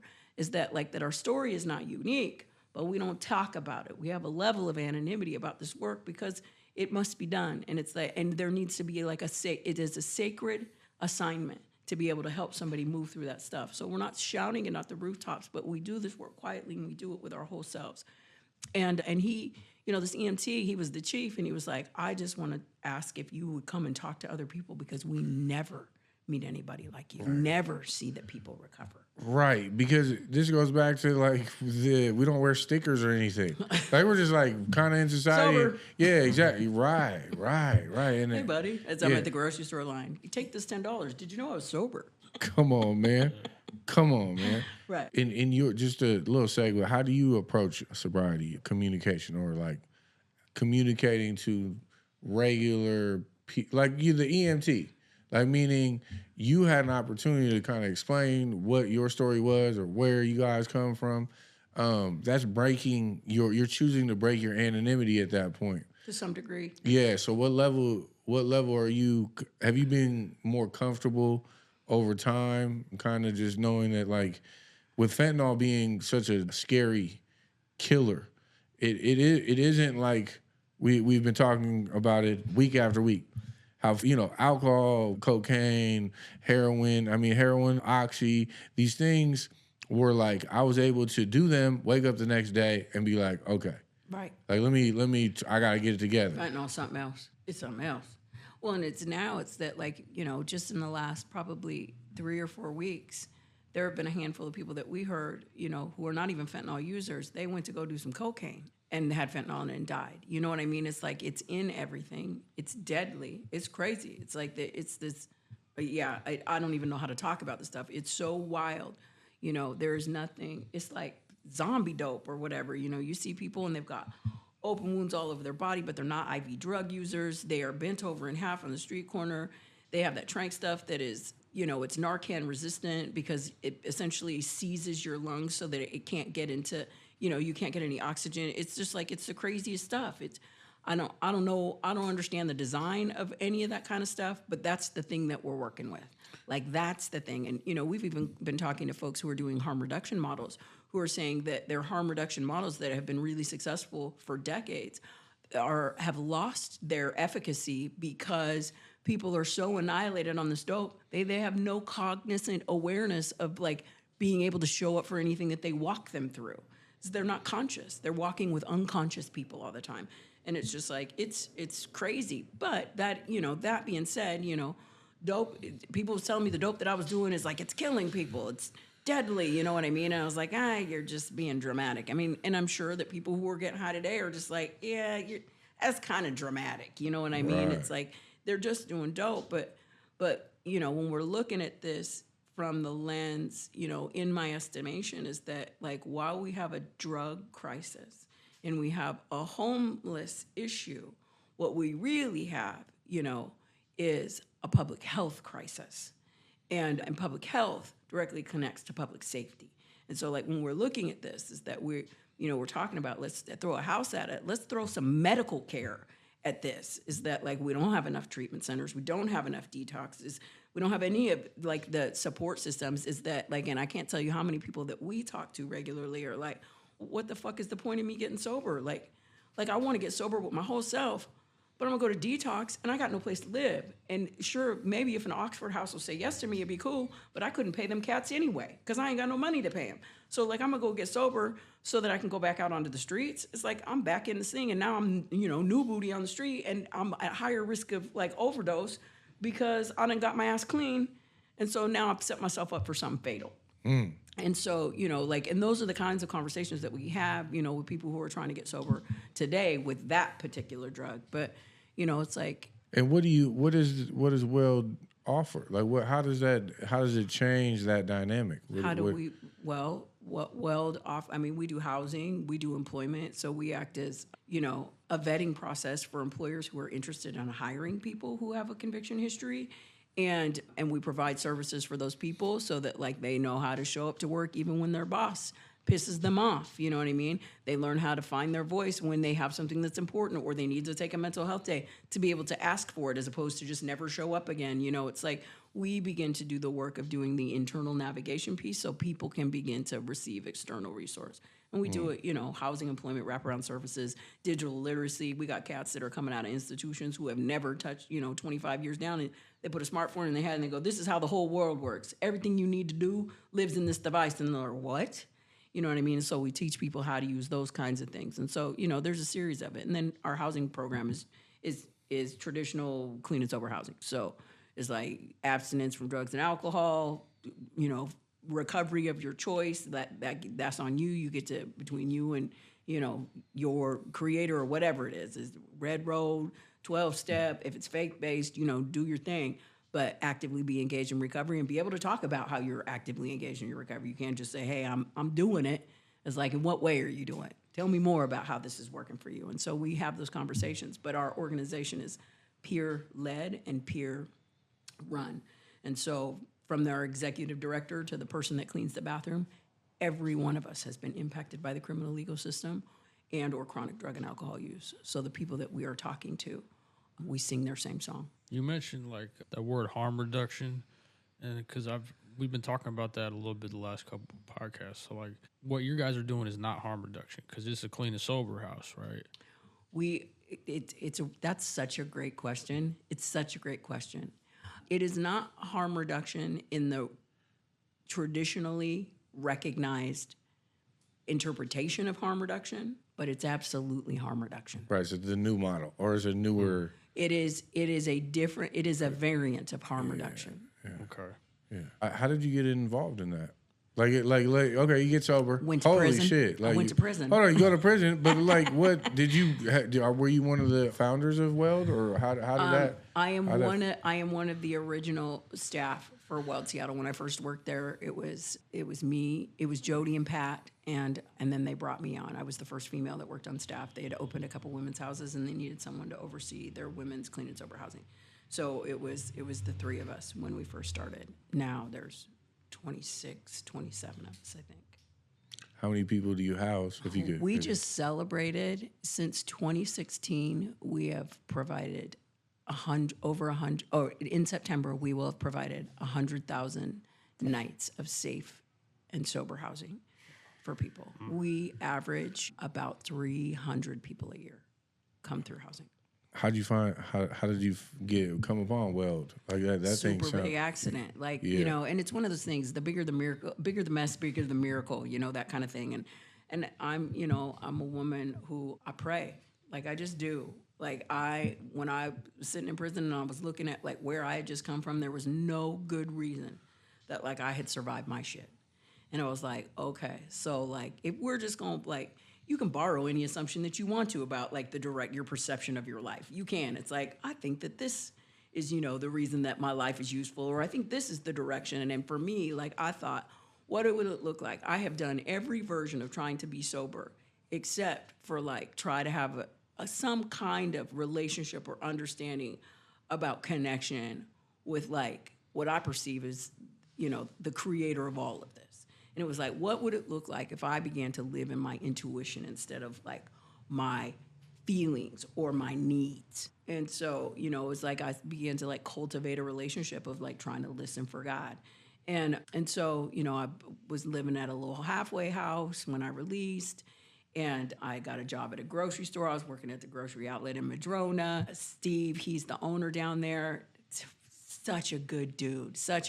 Like they said, oh, yeah, you got the job, and you came down there. And she's like, oh, I want to introduce you to the owner. And he said, hey, you been to prison? And I was like, oh my God. And I was like, yeah, I have. And he's like, good, you're going to fit in great around here. And so, like, one of the things that I saw him do when I first worked there was there was this girl, and she was stealing, and he's not having none of that. You're not just going to steal from the store. Like, he supports. That work there? Yeah. Okay. No, she didn't work there. She was just some random bro. Yeah. And I seen him kind of snatch her up, and he's like, hey, what are you doing? And like, he's like, you're not going to be stealing from my store. If you need something from here, you're going to learn how to ask, essentially. And he goes, I got stuff to do right now, but you leave and you come back here, and I'll find something for you to do. And then you can take some stuff when you leave. And whoa. And she, hightailed it out the store. And I was like, that broad ain't never coming back here. Yeah. Like, he just cooked her goose. And the broad came back, and he put her to work, and he gave her a grocery bag full of stuff before she left, and she left, and that was it. And I was like, that's exactly why I'm working here. And it's like a big part of my thing is that I am entitled. I think I deserve stuff with very little effort or work. If I have put in a little bit of effort, I was like, does anybody see this effort that I'm doing? This is hard. I should get some recognition, whatever. And part of the deal, or I always want to be the boss. Like, I don't want to work my way up to being the boss. I just want to be the boss and then tell other people how they should do shit my way. And that has kind of been my history in life. And so, one of the things I had asked for when I was in prison, I was like, I need to learn how to have a servant's heart because I'm a terrible servant. And it's like to be useful for no other reason. And it was like, and so like the first time it happened was in prison, and it was like they're handing out jobs in prison. And I was like, I'm cool. I could do just about anything. But God, whatever you do, please don't have me be a bathroom porter. Right. It is the most hideous job in the penitentiary. In a women's penitentiary, anything that you could imagine how disgusting it might be in a women's bathroom, it's true. And sure enough, I got this fucking job they were like, you're going to be the bathroom porter. Bro. And then my very next thought was, you were going to do this job, and you were going to do it like you were doing it for your creator. It's like the thing that saved your life is asking you to do this, and you're going to do it. And not only are you going to do it, but you're going to do it with a joyful heart. because I can do a task, but I'll be disgruntled about it, and everybody around me is gonna pay and know how much I hate it. They're gonna know. And it's like they're gonna know. And it's so like I did this job, and I put on earphones, and I would basically put on a full body tactical gear to go in that motherfucker and clean up hair and vomit and blood and all the things that were in there, which is not my wheelhouse. And I am a surgeon. I am not a nurse. And so it's like that kind of stuff is not my speed. And anyways, but I would just do it, and people would go, God, I hate when you're not in the bathroom. We see what you do. Thank you so much for always making sure that our stuff is together. Like, we see you, and you're always so cheerful. How do you do it and just be so cheerful? And it was like, and I just didn't take any credit for it. And it was like, it was those kinds of things. And so like this thing at the grocery store and watching him do that, it was like, I am gonna learn how to be a good servant, like working for this guy. And it was like, and it taught me to pay attention to people that came through my line and to ask them questions. And anybody that's coming to the grocery store at 5 o'clock don't want to be at the grocery store. They're at the grocery store because they have to be at the grocery store. Ain't nobody trying to come to the grocery store after work. And so like people are rude and intolerant and all kinds of things. And it was like this opportunity to just be useful to the person in front of me without feeling like I was entitled to something from them, their respect or kindness or any of those things. And I would have people come back and go, hey, I was really shitty to you the other day, and I just wanted to let you know, you changed my whole day by the way that you treated me, and I just thought you needed to know that. And I thought, like, and it happened frequently enough that it impacted me, but I thought, how many times has that happened that I never get to see the fruit of that? And it's like, that's the thing that I'm invested in nurturing. It's not whether or not I get this bougie-ass car to put in the driveway, or whether my fits are real super together, or my eyelashes are on, or any of that stuff. It's that I am interested in reaping some internal resources so that I can be more useful on this planet without thinking about myself all the time. And it turns out is that by elevating my internal resources, my external resources have risen to meet them. So I've never had to worry about any of my outside stuff the entirety of my sobriety, because I have taken good care of my interior life. I've been shown how to take good care of my interior life. I want to be real clear about that. Right, you couldn't have done it on your own. Absolutely not. You had no tools. Looking at people who are kind and compassionate, boundaried, like boundaries, is that I always thought like I was gonna break somebody's heart because I got all these weirdo ideas about loyalty. Is that like, I'm gonna chase somebody off, or maybe I'm misunderstanding them, or any of that stuff. And it's like giving people boundaries lets people know where you end and they begin. And so then people can make decisions about whether or not they want to be in your life. And as a result of that, you have appropriate people in your life. It's like I'm not nurturing relationships just for the sake of having a placeholder because I'm too scared to be by myself. Is that I'm actually giving people the truth about me so that they can decide whether or not they want to be in relationship with me, instead of feeling like they got duped when I don't want to show up the way that they want me to because I done sold them a bill of goods at the front end. Right. That kind of stuff. You know what I mean? And it's like, so those are the big practices. And so all of that stuff, was the front work that landed me in this place. It's like I'm busy doing all this little shit, trying to have this connection with God, but really just trying to stay sober, and not just stay sober, but be happy about being sober, because there is a difference. Like, I don't want to just be here doing the thing. Like, I want this thing to matter. And as a result, this girl was like, oh, we're going to move. I was, overseeing a little recovery house or whatever, and I was working as a manager at the grocery store, and this girl was like, I think I'm going to move recovery houses. Will you drive me? And I was like, yeah, absolutely, 100. And so I went to go drive her to this appointment to the thing, and so I'm talking to, Jody, and we're just kind of just chopping it up on the sidelines or whatever. And then we get back, and really great conversation, and she gets in the car, she goes, I don't think I'm going to go there. And I go, that's really funny, because I think I am. And, he was like, hey, would you be interested in maybe overseeing, managing one of our recovery houses? And I was like, yeah, that'd be great. And he goes, just, kind of low key.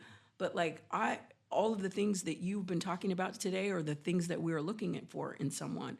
And we might be interested in creating a position for you with our organization. Would you be interested in that? And I was like, I would. Like, it's the stuff that I'm doing for fun and for free on the side anyway.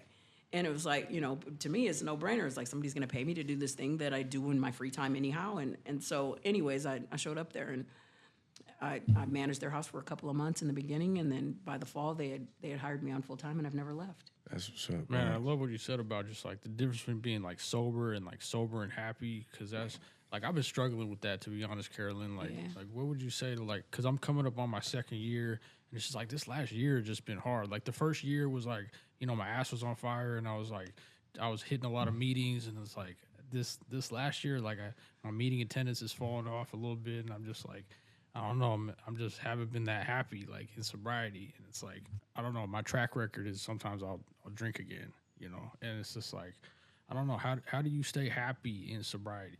I mean, it's so cliche, bro. It's is that I am happiest when I am not thinking about me. Yeah, And the only way for me to not be thinking about me is to be thinking about you. yeah, And so, you know, everybody has some different version of the way that they do it. And I couldn't assign, you know, like, hey, Rudy, if you do this thing, it's going to change your life. But like for me specifically is that, you know, I've done the steps in such a way like I meant it with my whole self. I've done it to the very best of my ability, and I did it with my whole self, like no procrastination stuff. You know, I've done the work, the interior work around that. But more importantly is that like new guy stuff. Like I just stay fucking with a new guy. Like if you're new, I'm in your pocket. Here's my phone number, and I'm sending you a gratitude list or whatever. You know, and it's like they may not ever send me one, but I'll send them until I forget about them. I'll send them until I forget about them or until I see them in a meeting. And it's like, if there is, you know, somebody that looks like they need a hand, I'm available for that. And it has happened to such a degree that like people go, hey, I got this person and they're trying to do some stuff, you know, and it's like taken. And I'm really fortunate is that like I work with people in recovery and, you know, and the population of people that I serve are people who, you know, who are generally interested in what it is that we're doing there. And so like I get action at that in that way, but that doesn't nourish the thing for me because that is my work. And while I do it with myself, like I don't have any confusion about that. Like I have to nourish my own sobriety in ways that are meaningful. And it's like actively having, you know, being of service to my particular community. I'm just on brand with it. And I pretty much do it without ceasing.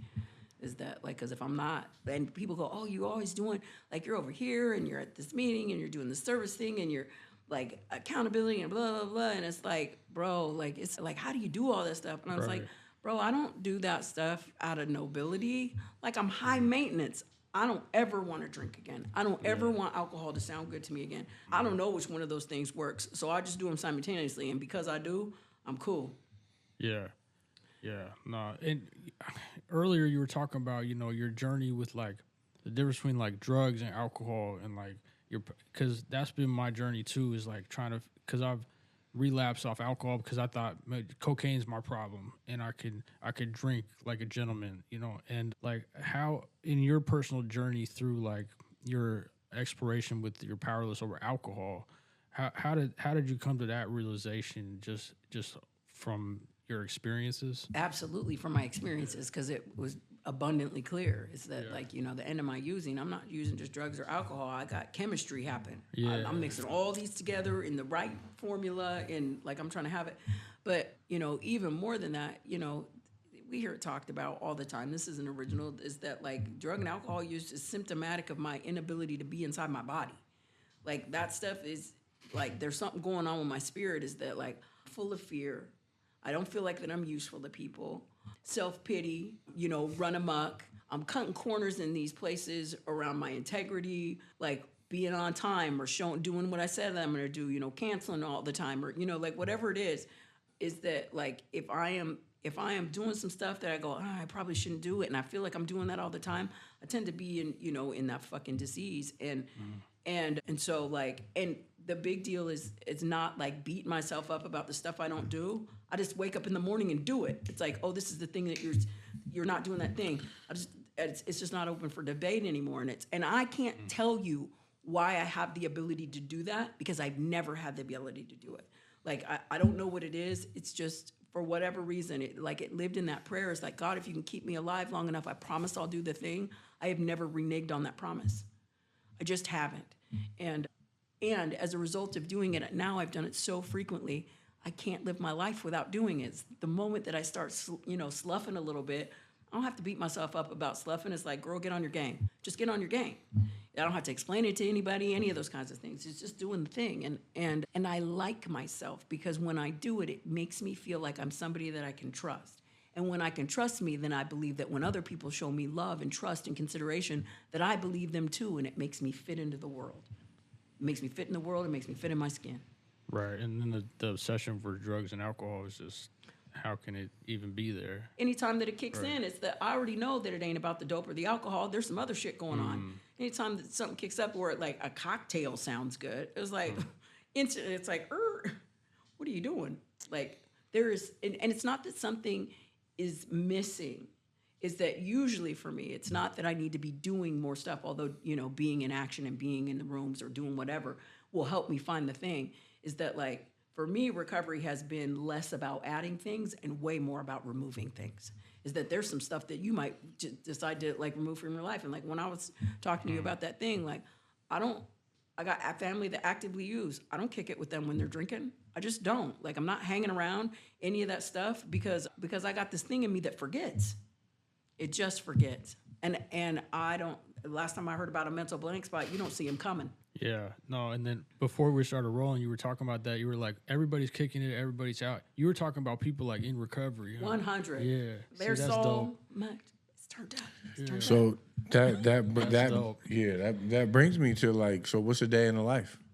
Like, what's up? How do you wake up in the morning? Well, take us through a day, because this is something that we're trying to get into. Is like showing like what a day. It's one thing to be like, I go to meetings, I stay sober, I help other. Right. Go ahead, take us through. You Well, wake up. Yeah, I wake up. I mean, I think I'm just a regular ass person. I mean, I don't go to a bunch of meetings anymore.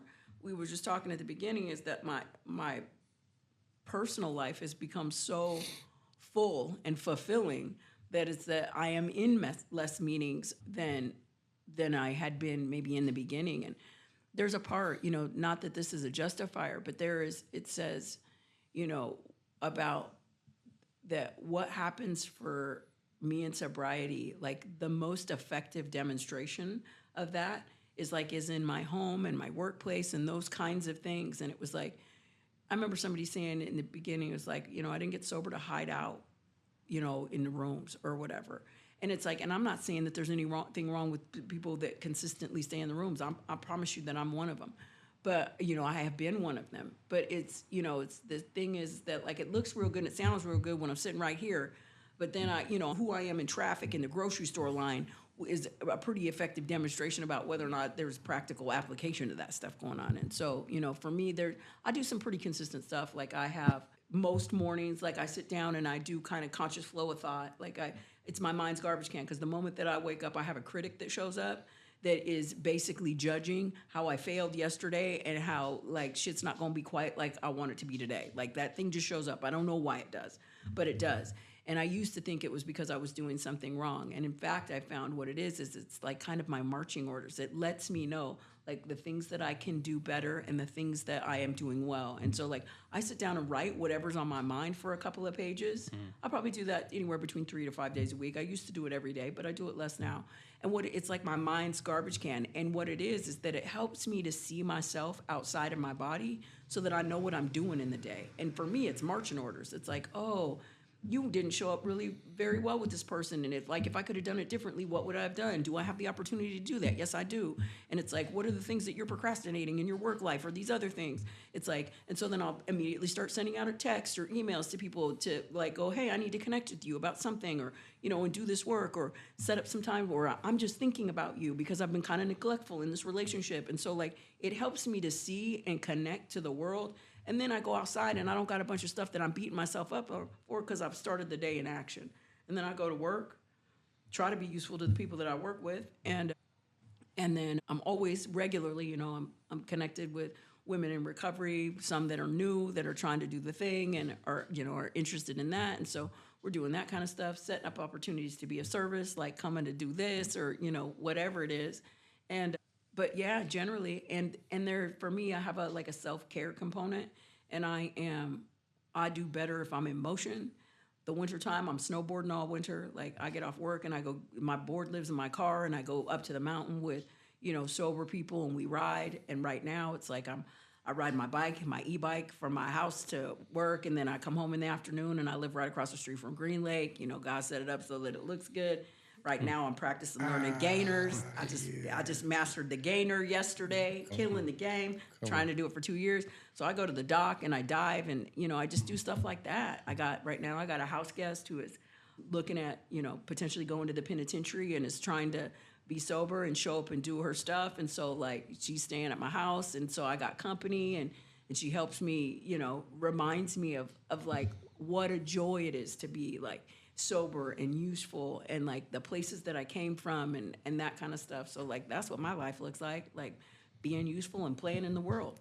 Oh yeah, that's what's up. That's Carolyn. what's up. All right, Carolyn, we got one more thing for you. So, if there was somebody out there struggling today, like, do you have a message for them, or anything you could tell them as we get into this last part? Like, I mean, that's such it's an excellent question, and it's such an intimate question, because it depends on who you're talking to. I mean, the power of, you know, one alcoholic helping another alcoholic, you know, it comes in the conversation. Like, if you listen to this podcast and you find it in the world, reach out to me. Happy to tell you about how I did it and plug you into some people to do. But I mean, I always recommend go to a hall or go to a meeting and go sit down and listen and tell somebody what your name is. And you are bound to have someone who will walk up and help you find your way out.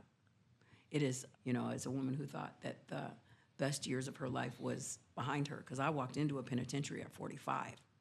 I walked out at 47. And it turned out that like the best years of my life were in front of me. I didn't miss a thing. But yeah, do it today as opposed to tomorrow. Carolyn, it's been a special day today. Manny, thanks for being back there today, man. We appreciate you. Again, man, thanks, Rudy. Oh, thank you guys for coming you, through. Thank you, Carolyn. Yeah. Heartfelt. Carolyn, this is monumental. Again, man, Sober Champs is out, man. We put another one down. And Carolyn, thank you for coming today. Yeah, thanks for having me. I love you. appreciate you. Love you too. Love you too.